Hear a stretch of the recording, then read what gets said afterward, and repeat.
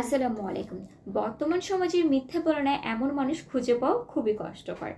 মিথ্যে বলা একটা রোগে পরিণত হয়ে গেছে। বর্তমান সমাজে জীবনে চলার পথে আমরা অনেকেই প্রায় অনেক ধরনের মিথ্যে কথা বলে থাকি।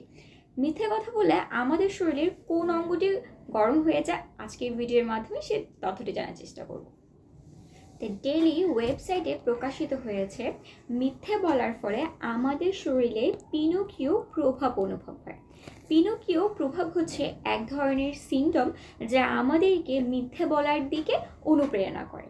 এর ফলে আমাদের নাকের চারপাশে এবং চোখের কোণের কক্ষপথের পেশিগুলোকে উদ্দীপ্ত করে, যার ফলে পেশিগুলো গরম হয়ে যায় এবং সেই জায়গায় তাপমাত্রা বৃদ্ধি পায়। ধন্যবাদ এই পর্যায়ে আমার ভিডিওটি দেখার জন্য।